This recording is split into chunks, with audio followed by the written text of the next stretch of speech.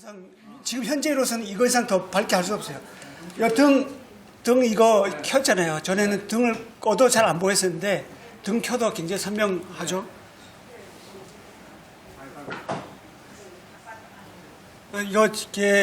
이 방송팀 김남호 형제가 이틀간 여기 교회에서 살았어요. 수고 많이 하셨으니까 보면 수고했다고 말 한마디 해주시면 감사하겠습니다. 예, 출애굽기를 보시겠는데요.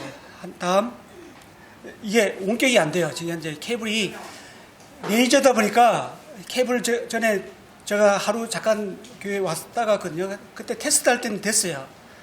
됐는데 오늘 안 돼요. 그래서 케이블이 전에 AWG라고 이거 레이저 말고 그 케이블이 문제가 좀 있어요. 그래서 지금 HDMI 케이블이 있는데 그걸로 좀 바꿔야 되는데 준비를 못했어요.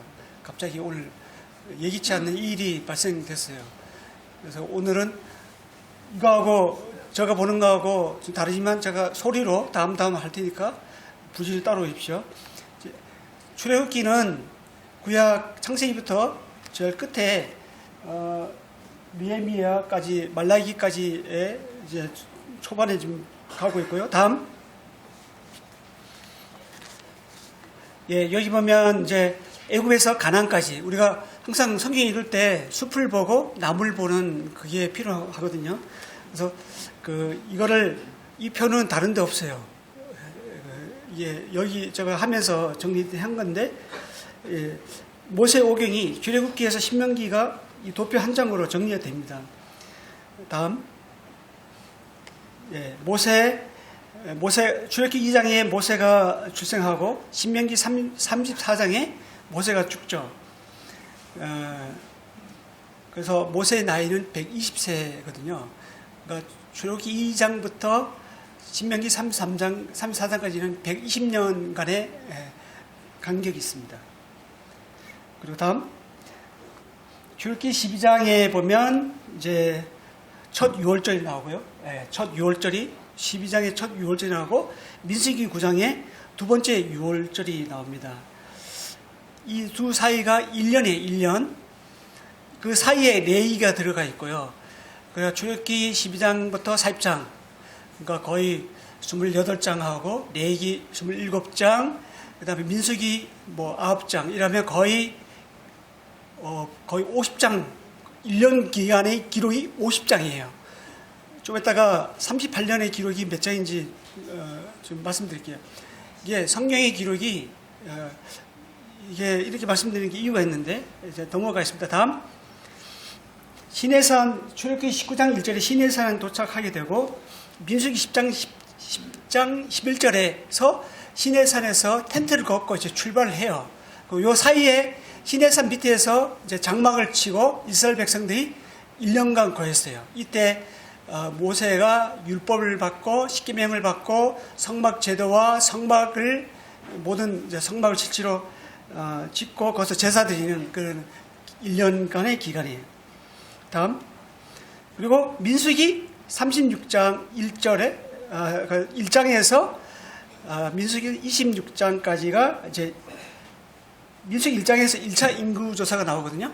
그리고 민수기 26장에서는 2차 인구조사가 납니다. 이 두 사이에는 38년 기간이 걸려요. 그러니까 민수기 1장의 인구조사는 출애굽 1세대, 민수기 26장의 인구조사는 2차 인구조사는 출애굽 2세대들이에요. 근데 인구는 60만, 거의 비슷하죠. 거의 비슷하죠. 40년 기간 동안에 출애굽 1세대가 광야에서 죽었어요. 애굽이나 이스라엘 민족에는 이때 당시에 한 세대는 40년으로 봤어요. 그래서 이스라엘 40년 동안 한 세대가 바뀌는 기간이 40년이었는데 요 사이가 38년의 기간. 그러니까 시내산 1년, 모압 1년 빼면 38년이잖아요. 다음. 민수기 13장에 보면 이제 이스라엘 출애굽 1세대들이 가데스 바네아, 바로 이스라엘 땅 제일 하단에 거기에 도착합니다. 그 밑에 거기서 이스라엘 12명이 정탐을 하죠. 이제 정탐을 하는데 갈렙과 여호수아를 제외한 사람이 악평을 하는 관계로 하루를 1년을 환산해 갖고 40년 동안 방황을 하게 됩니다. 근데 민수기 20장 1절에 보면 또 가데스에 도착해요. 그런데 민수기 13장에 도착한 이 가데스에 도착한 사람들은 출애굽 1세대예요. 그리고 민수기 20장 1절에 가데스에 도착한 사람은 출애굽 2세대들이에요. 요 사이에 38년의 광야 생활이 들어있어요. 근데 이때 이스라엘 사람들이 어디에서 어떻게 돌아다니는지는 성경에 기록이 없어요. 전혀 없어요. 알 수가 없어요. 단지 민수기 13장하고 20장하고 사이에 보충적인 몇 가지 규례와 아론의 쌍난 지팡이에 나오고 그런 사건들이 나올 뿐이지 38년 동안에 전혀 그 기록이 없어요. 자, 생각해 보십시다. 아까 첫 6월절, 두 번째 6월절이 거의 50장에 걸쳐서 1년간의 기록을 했어요. 성경 기록이 그렇게 됐대요. 근데 38년 동안에는 무려 7장밖에 안 되는데 그것도 이스라엘 여정이 있는 것이 아니라 몇 가지 규례들밖에 없었어요. 하나님께서 보시는 타임 스케줄하고 시간표하고 우리가 생각하는 시간표가 이렇게 다르다는 거예요. 여기서 알 수 있는 것은 하나님께서 소중히 여기시는 시간표는 우리가 말씀으로 걸어가는 그 길, 말씀으로 우리가 이제 순종하면서 말씀을 지키기 위해서 우리가 애를 쓰는 그 고난 말씀 때문에 우리가 고난받고 슬퍼하고 눈물 흘리는 그것이 우리 인생에서 남는 거라는 거죠. 말씀과 제외하고 예수님과 제외하고 성령님과 제외하고 교회와 제외한 그 시간들은 우리 입장에서는 가장 귀할지는 모르겠지만 하나님 입장에서는 셈이 안 돼요. 셈 없는 것과 같아요. 이게 시편 78편에 이런 사실이 나옵니다. 그리고 민수기 20장에 보면 이제 아론이 죽죠. 그 다음에 신명기 34장에 보면 모세가 죽어요. 요 두 사이는 몇 년이 시간이 있을까요? 제가 말씀드린 시간이 없기 때문에 출애굽기 7장 7절에 보면 모세는 그때 나이가 80세고 아론은 모세의 형이 아론인 거 아시죠? 모세의 형이 아론이에요. 83세였어요. 3살 차이거든요. 근데 죽는 것도 아론이 123세에 죽고 모세가 120세에 죽었어요. 3살 차이니까 아론이 123세에 호르산에서 죽었어요. 모세가 120세에 느보산에 죽었어요. 그러면 3살 차이면 같은 해 일어난 일이에요. 민수기 20장하고 신명기 34장은 1년도 아니에요. 같은 해 일어난 사건입니다. 다음. 출애굽기 이제 모세오경을 이제 보고 그 출애굽기는 라틴어로 엑소두스라고 합니다. 빠져나온다는 뜻이고요. 출애굽기 1장에서 19장까지가 이제 애굽 종살이에서 빠져나오는 이야기로 구성되어 있죠. 하나님은 그들을 단순히 애굽 종살이에서 자유를 주기 위해서 건져내신 것이 아닙니다. 출애굽기를 우리가 내일부터 이제 읽게 되잖아요. 출애굽기를 읽다 보면 계속 반복되는 단어가 나요. 하나님을 섬기기 위해, 하나님을 섬기도록 이런 말씀이 나오거든요. 하나님 섬기기 위해서 출애굽시켰다는 사실을 우리가 볼 수 있을 것입니다. 그래서 하나님을 섬기는 방편으로 출애굽기 20장에서 40장까지 마지막까지 십계명을 비롯해서 법과 성막 제도를 제시하죠. 그리고 출애굽기 마지막 장에서 성막이 완성이 됩니다. 그리고 레위기에서는 그 이름에도 알 수 있듯이 그 레위지파 이름에도 알 수 있듯이 제사장의 직무 전반에 대해서 레위에서 기술하고 있고요. 민수기 민수기는 라틴어로 누메리라고 합니다. 숫자들이라는 뜻이고요.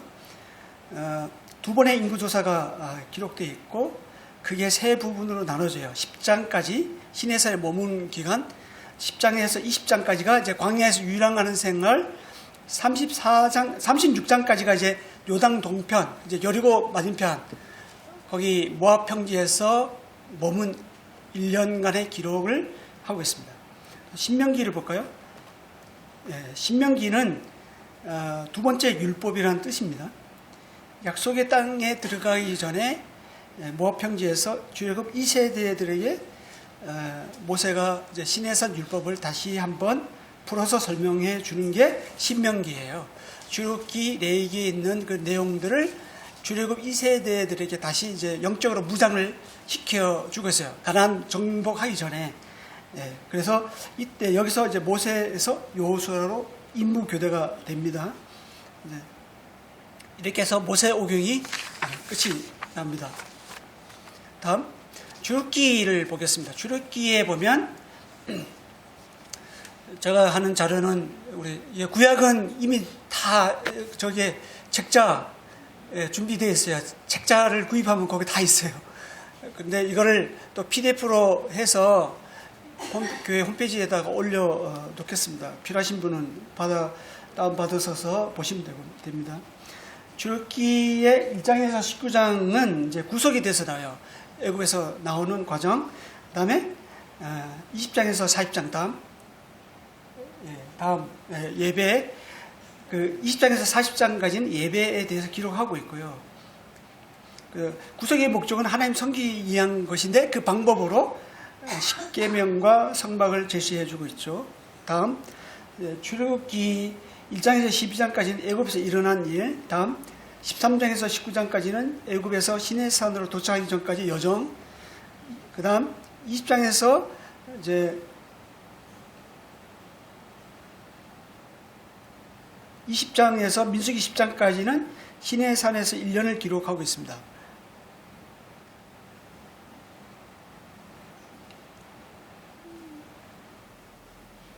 이렇게 한번 두세요.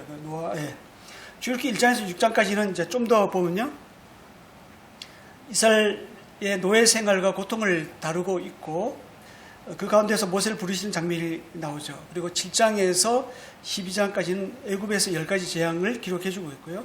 13장에서 19장까지는 출애굽 여정, 또 20장에서 24장까지는 십계명을 포함해서 법 제정과 언약 체결하는 말씀이 나옵니다. 그리고 25장에서 31장까지가 성막 모형을 보여주고 그 사이에 금송아지 사건이 나오고 또 언약을 다시 체결하는 장면이 나오죠. 그리고 35장에서 40장까지가 성막을 건축하는 완성하는 내용이 나옵니다. 다음 보실래요? 이것이 이제 출애굽기 핵심 구절이고 우리가 성경을 전체를 조망할 수 있는 말씀입니다. 보면 성경 시간이 없기 때문에 눈으로 보십시오. 보고 듣고 알고 내려가서 건져내고 인도하여, 이런 7개의 동사가 나오는데요. 이것은 구속 사건을 말해준 7개의 동사고, 특히 7절에 나오는 보고 듣고 알고, 이 3개의 동사는 하나님의 인격을 나타내는 동사입니다. 히브리 민족은, 이제 유대인들은 동사가 중요해요. 동사를 알면, 여러분 유목민이기 때문에 그들은 움직이거든요. 움직이는 그 유목민의 특성 때문에 동사를 알면 히브리 이제 언어를 이해하는 데 굉장히 도움이 됩니다. 그래서 하나님은 보고 듣고 아는 것에 그치지 않으시고 자기 백성이 고통받는 그 현장으로 직접 내려오셨다는 사실, 이게 출애굽기의 핵심이에요. 그래서 그곳에서 건져내시고 인도하여시고 약속의 땅으로 데려가시는 하나님의 그 경륜을 우리가 여기서 볼 수가 있고요. 이것은 곧 성육신한 예수 그리스도의 예표를 또 하고 있습니다. 그래서 하나님은 또 우리 말씀이 육신이 되어 이 땅에 오셨는데 친히 외아들 예수 그리스도를 십자가에 내어주셔서 죄와 사망 가운데 고통받는 인생을 외면하지 않으시고 건져내셨죠. 이 말씀이 출애굽기의 핵심 말씀이면서 성경 전체를 큰 흐름을 볼 수 있는 그 말씀입니다. 그래서 해놓고요. 출애굽기의 7장에서 12장까지가 이제 10가지 재앙이 나옵니다. 점점 재앙의 강도는 이제 세워져 가고 있고요. 여기 보면 10가지 재앙은 당시 애굽의 신과 연관이 있습니다. 이때 애굽 사람들은 자신이 할 수 없는 것은 모조리 신이라고 생각했습니다. 그래서 이 모든 애굽의 신은 하나님 앞에 아무것도 아니라는 것을 보여주고 있는데요. 다음 이게 예고를 보면 이 독종 흑암 재앙 나머지 7개 재앙은 예고를 했어요. 바로에게 미리 경고를 하고 재앙을 줬어요. 그 다음에 다음 바로의 반응을 보면요. 첫 번째부터 5번째까지는 이제 바로 스스로가 자기 마음을 단단하게 하는데 6번째부터 10번째는 이 재앙은 하나님이 바로의 마음을 단단하게 해요. 그 이유가 뒤에 나오는데요. 여기 보면 빨간색을 보면 재미있는 게 있는데 바로의 전략이 꼭 사단의 전략과 같아요. 이 땅에서 너무 멀리 가지 말라. 그리고 너희 남정만 가라. 너희 양과 소는 머물러 두고 가라. 이렇게 나오는데 가라고 하면서 뭔가 미련을 남겨두게 해요. 적당히 타입을 제시하죠. 그래 오늘날 사단이 말이야. 그래 너 마음대로 교회 가려면 가고 뭐 성경 읽으려면 다 읽어라. 단지 이것만큼은 내가 안 놔줄 거야. 이런 사단의 전략하고 바로의 전략이 비슷해요. 결국에는 10가지 재앙에서 요구되는 것은 뭐냐면 하나님을 섬길 것인가 아니면 바로를 섬길 것인가 이거예요. 하나님은 내 백성을 나를 섬길 것이니 보내라고 주장을 하시고 바로는 가서 일어나 가서 바로는 일이나 하라고 이렇게 얘기를 해요. 그렇지만 10가지 재앙을 통해서 하나님이 자기 자신의 어떠하심을 스스로 있는 그 자기 자신에 대해서 나타내주고 있습니다. 네. 그리고 기타 상에 보면 다음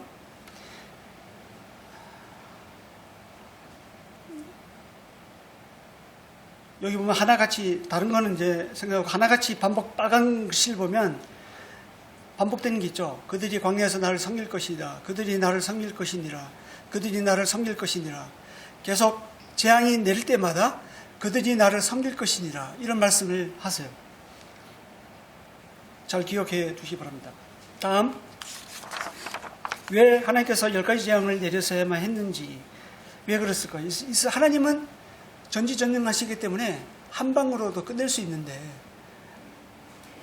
재앙을 한 번만 내려서도 이스라엘 충분히 출애굽할 수가 있었는데 굳이 10가지씩이나 허락을 하게 했을까?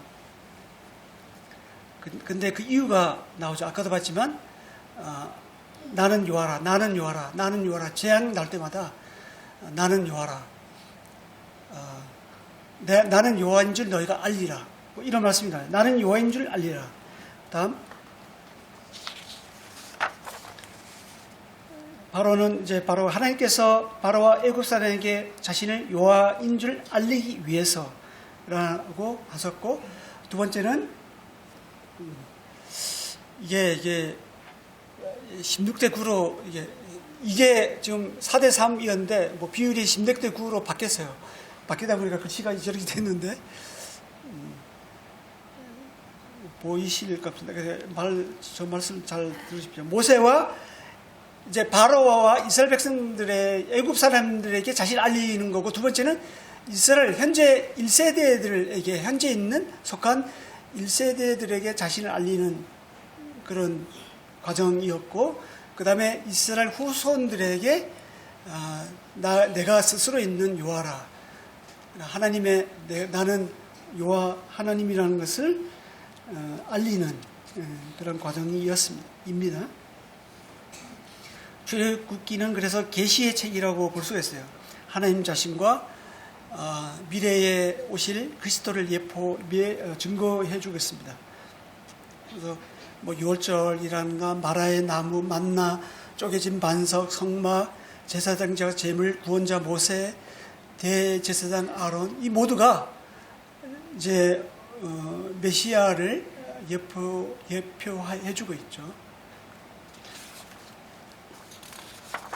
출애굽기 경로를 한번 보겠는데, 여기 보면 블레셋 사람의 땅의 길, 수르길, 아라바 무역길, 이렇게서 애굽에서 이스라엘 땅으로 가기 위해서는 세 가지 길이 있었어요. 그런데 출애굽 경로는 하나님께서 새로운 길을 만들어 인도하셨습니다. 다음 북쪽 경로, 다음 중앙 경로, 다음 이것도 중앙 경로, 이제 다음 남쪽 경로, 다음 이제 이거 최근에 나온 떨기나무에서 나온 경로라고 주장하는 경로예요.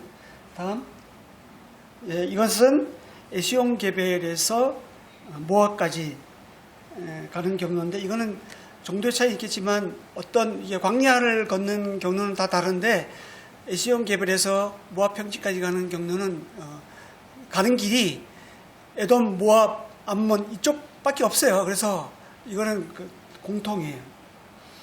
시내산에서 시내산이라고 추정되는 곳만 해도 10군데 되거든요. 그리고 시내산도 정확한 어딘지도 알 수도 없고, 단지 성경에서는 신명기 1장 2절에 호렙산에서 시내산을 지나 가데스 바네아까지 10하루길이라고만 언급될 뿐 아무도 모릅니다. 저는 여기 아까 김대중 지님은 비행기 타고 애굽에서 이집트에서 요르단 갔는데, 저는 버스 타고 이렇게 지나갔는데, 그냥 성경을 묵상하면서 갈 뿐이지 그 정확한 위치는 몰라요. 그거 알면 정말 그게 완전히 신전이 될 거예요. 신전. 가장 잘 우리가 받아들일 수 있는 경로가 이제 남쪽 경로고요. 다음 애굽에서 가나안으로 가는 길에 보면요, 출애굽기 13장 17절에서 18절 밑에 성경 구절이 있습니다. 읽지 않겠습니다. 시간 전략상. 여기 보면 17절에 보면 블레셋 사람의 땅의 길 나오고, 18절에 보면 홍해의 광야길 이렇게 나오거든요. 다음 이게 블레셋 사람의 땅의 길이에요. 이 길로 가면, 이 길이 지중해 해변으로 가는 길인데, 이 길로 가면 2주 안으로 갈 수 있어요. 가나안 땅에 2주면 가요. 2주. 다음, 그런데 하나님은 홍해의 광야길을 선택하셨어요. 사람의 생각에는 편한 길이죠. 이제 블레셋 사람의 땅의 길이. 근데 하나님의 보시기는 옳은 길을 선택하셨다. 사람은 편하고 안락하고 자기를 위한 것을 찾아요. 근데 하나님은 꼭 우리에게 편한 걸 허락하지 않는다는 거죠. 우리에게 옳은 것, 우리에게 선한 것, 유익한 것, 그 길로 인도하신다는 거예요. 광야의 길이 우리가 보기에는 정말 불평스럽고 원망스러운 길일지라도 하나님 보시기에는 옳은 길이었어요. 믿음의 연단의 길이었습니다. 우리의 인생 길도 이와 같죠. 다음, 고대 이집트의 모습이고, 나일강 아까 봤지만 밑에 이제 광야, 실제로 광야가 이렇게 생겼습니다. 여기가 이제 애굽에서 그 시내산으로 가는 그 사이에 가다가 찍은 건데, 이런 길로 척박한 땅으로 60만, 성경에는 60만으로 나오는데 20세 이상 이스라엘 백성들은 20세 이상을 이제 그 계산을 하거든요. 그러면 60만이면 한 가족에 4명씩만 잡아도 4, 6, 24, 240만? 4, 6에 24. 예. 계산이 갑자기 머리가 노랗게 하다가 한 가족에 6명, 60만이면 6, 36, 360만이고 4명이라면 4, 6, 24 맞네. 240만. 200만이 이렇게 이동한다고 생각하면 이 많은 여기서 물이 어떻게 나올 것이며 먹을 것이 어떻게 나올 것이며 불평할 수밖에 없죠. 하나님은 옷이 헤어지지 않고 발이 부르터지지 않고 내가 너희를 독수리의 날개를 어분같이 너를 인도하였다 이렇게 말씀하셨어요. 이것만큼 우리가 현재 사는 이 세상이 이거보다 낫잖아요. 그래도 이런 광야를 인도하신 하나님이 우리의 현재 살고 있는 이 세상의 광야 사실 충분히 인도하시고도 남다. 그 하나님을 믿고 우리가 걸어갑시다. 예, 출애굽 여정을 보면요. 다음 출발지 람세 숲꽃 쪽인데, 예. 이거 뭐 자세히는 못하겠습니다. 그냥 눈으로 보십시오. 이 여정으로 이제 12장에서 이렇게 출발해서 이제 6월절 뒤에 12장 37절에 유아에 보행하는 장정이 약 60만이라고 기록되어 있고 이 사람들이 이렇게 이제 마라로 왔고요. 다음 마라에서는 이제 쓴물을 단물로 이제 변화시켜서 실제로 여기서 쓴물은 짠 물이에요. 그게 여기 유적지에 가면 마라라는 지역이 여기 홍해 바다 바로 옆에 있거든요. 예, 파면 바닷물이 섞여서 나와요. 그래서 짜요. 근데 실제로 여기가 마라인지는 모르겠지만 그럴 것이다 하고 저도 좀 생각이 들더라고요. 쓴물은 짠물이에요. 짠물을 나무가지를 던져서 단물로 바뀌었죠. 다음 엘림의 물샘 12과 종려나무 70그루가 있었던 엘림. 다음 백성이 신광야, 백성의 원망, 원망을 신광야에서 백성들이 원망하니까 만나 메추라기를 먹여주신 곳입니다. 다음 리비딤, 반석에서 나온 물. 여기서 아말렉과 전투했고 모세가 손을 들으면 옆에서 아론과 홀이 모세의 손을 붙잡아줘서 모세가 손을 들면 이기고 손 내리면 지고, 그래서 이건 정말 기도의 힘이라는 것을 여기서 보여주고 있고요.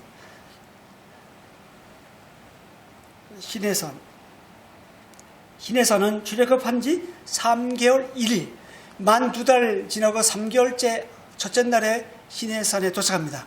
출애굽기에서 출발해갖고 만 2달 지내서 이제 시내산에 도착을 했습니다. 마라에선 느비딤, 시내산 정상 이렇게 나오는데 어디 하나 뭐 성소의 땅 뭐 방문해 보시면 알겠지만 어디 하나 뭐 여기가 조금 성경에서 나온 그것이다 알 수가 없어요. 근데 우리가 이걸 보면서 묵상하고 정말 그때의 상황을 짐작을 하면서 도움을 받죠.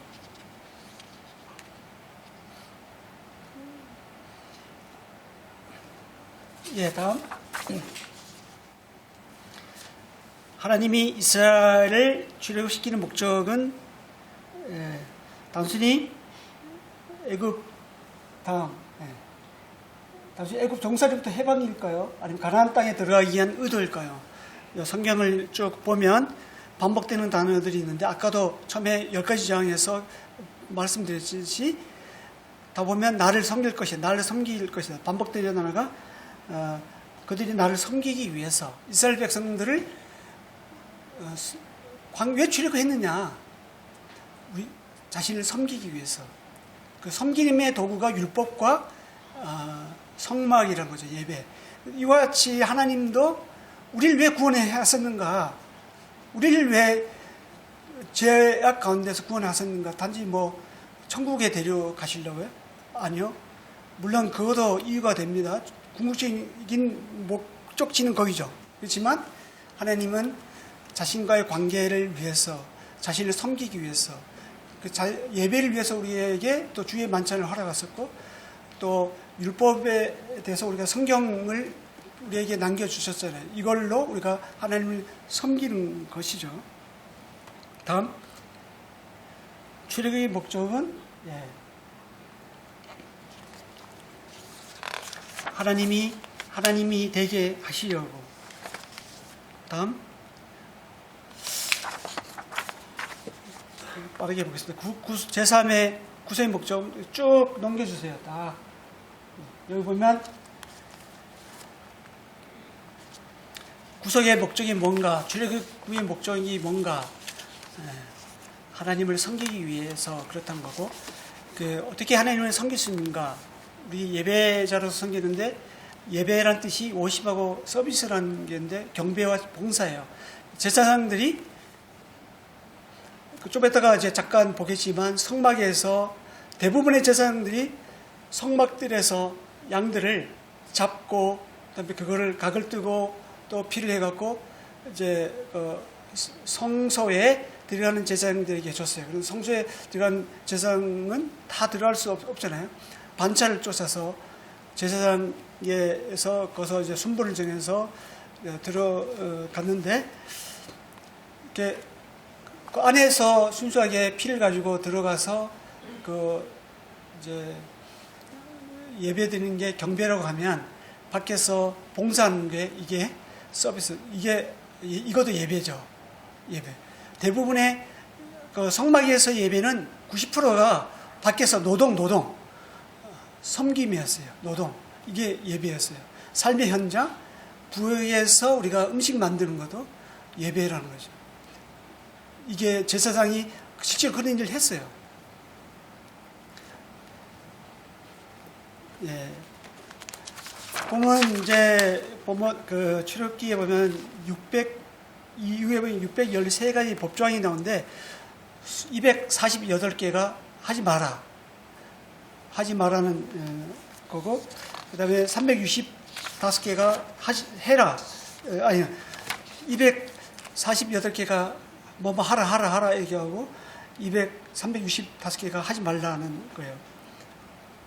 사람의 뼈는 모두 합치면 248개라고 해요. 이 보면 의미가 있는데, 하라는 것을 안 하면 뼈마디가 쑤시는 고통을 느낀다고 이스라엘 사람들은 생각했어요. 그리고 만약 하지 말라는 것을 하면 1년 365일 동안에 하루도 편할 날이 없다라고 생각했어요.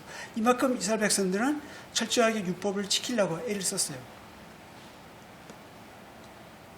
다른 건 다, 그러니까 율법에 보면 크게 세 가지예요. 명령, 규례, 법도. 우리가 출애굽기, 신명기, 레위기, 민수기, 신명기를 보면 내가 너에게 뭐 어떤 법도, 뭐 규례 이런 단어들이 많이 나와요. 이게 다 율법이에요. 율법. 그게 명령, 규례, 법대로라는 세 가지의 항목으로 나오는데, 자세한 것은 이제 지나가고, 다음 출애굽기의 목적 쭉 넘기셨어요. 이것은 뭐 출애굽기 우리가 율법의 목적은 뭐 죄를 말씀을 지키기 위한, 이스라엘 백성들 말씀을 지키기 위한 것이라고 철저하게 말씀을 지키거든요. 근데 이스라엘 사람들의 문제는 뭐냐면, 구약은 신약을 알지 못하면 구약이 해석이 안 돼요. 그래서 이스라엘 사람들은 신약을 믿지 않기 때문에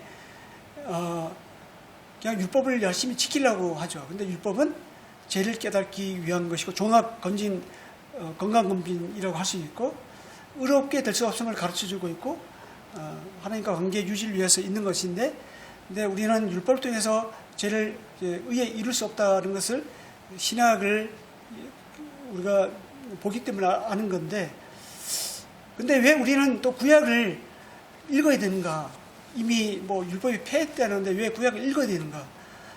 그것도 이유가 있습니다.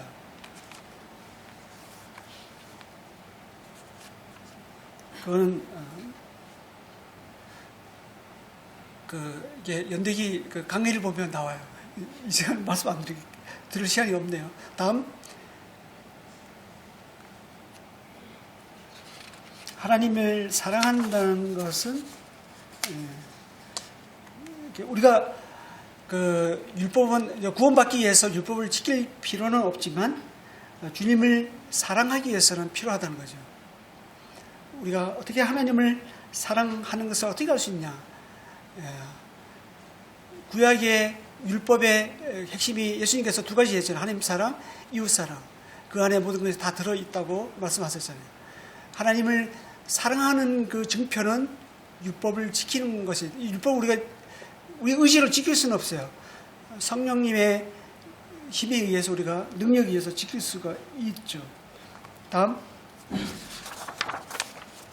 우리가 마태복음 할 때 나와 같은 선지자 하나, 이제 뭐 마태복음이 이제 뭐 모세를 이제 이스라엘 백성들이 모세 같은 선지자를 기다리는데, 마태는 그 이스라엘 백성들이 기다리던 그 모세가 바로 예수 그리스도다라는 것을 마태복음에서 마태가 증거해주고 있는데요. 신명기 18장 15절에 나와 같은 선지자 하나를 일으키려니 이스라엘 백성들이 이걸 기다리고 있어요. 근데 마태는 이분이 바로 예수 그리스도라는 것을 증명해주고 있죠. 기록해주고 있고, 성막평, 빨리 넘어가겠습니다. 5분 내로 정리하겠습니다. 성막평문도 우리가 이제 마태 출애굽기를 읽다 보면 뭔가 이렇게 많이 나오는데, 이거예요. 성막, 번제단 있고, 여기 그 성소 있고 지성소가 있는데, 솔로몬 성전이 성소 지성소 딱 곱하기 2배예요. 2배. 신기하게도 딱 2배가 됩니다. 이렇게 생겼고, 다음, 이게 이제 성막의 모형이고요. 성막이 이렇게 생겼습니다. 다음, 그 전에, 다음, 계속 넘어가겠습니다. 이게, 다음, 눈으로 보겠습니다. 계속 넘기세요. 천천히. 예, 여기서, 여기 보면, 저기 그 텐트 이렇게 덮개가 있는 게 성소하고 지성소 있는 자리인데, 그 앞에 보면 번제단에서 불 피우고 있고, 그 성소 그 사이에 물두멍이 있잖아요. 그 사이에 이제 백성들이 지금 양, 소, 그 송아지, 소 이렇게 가져오면 저서 이제 안수하고 죄를 전가하죠. 그리고 저서 이제 잡는 거예요. 짐승 잡기, 개 한 마리 잡기도 어려운데, 저거 짐승이 뭐 그냥 안 죽잖아요. 엄청, 특히 소 같은 거는 엄청 힘이 들어요. 저거를 하루 종일 하는 게 저거였어요. 저게 예배, 서비스. 저게 예배예요. 우리가 예배는 뭐 앉아서 뭐 이것만이 예배가 아니에요. 이건 예배의 10%도 안 돼요. 우리의 예배, 하나님께서 보신 예배는 이게 로마서 12장에서 그래서 너희가 너희 몸을 거룩한 하나님 산제사로 드리라. 이는 너희의 거룩한 영적 예배니라. 여기서 예배가 서비스예요. 그래서 그 섬김의 도구로 은사를 주셨어요. 은사로 우리가 예배를 드리는 거예요. 여기서 이게 다 신학하고 다 일치가 되죠. 이스라엘 백성들은 가나안 땅 가서 이걸 하기 싫어했던 거예요. 가나안 땅에 바알과 아세라, 그 아세라다로 아세라 신을 섬기는 것은 이렇게 안 해도 돼요. 즐기면 되거든요. 나무 그늘 밑에 타작마당에서 그냥 그 육체적인 관계를 맺으면서 그렇게 하면 바알이 비를 준다고 했어요. 이거 아까 봤던 그런 노동 안 해도 돼요. 여기에 이스라엘 사람들이 동료가 됐고 넘어갔어요. 이 세상에 주는 달콤함이 우리에게 그렇게 해악을 준다는 사실을 여기서 알려주고 있고요. 예, 요거 진설병상, 대제사장, 그다음에 그 제사장이 이 앞에 알록달록한 모형이 대제사장 옷이 저렇게 입고 한 명이고, 그래서 보통은 제사장이 뒤에 보면 흰옷 입고 있고요. 그다음에 등잔대, 분향단, 언약궤 이렇게 순서대로 보여주겠습니다. 그리고 대제사장은 저렇게 알록달록한 이제 에봇을 입고 있다가 지성소에 들어갈 때는 흰옷으로 갈아입고 들어가고 나올 때 다시 에봇으로 갈아입었습니다. 여기까지 해야 되겠네요. 이제 나머지는 각자가 이제 보시면 되고, 기도하고 마치겠습니다.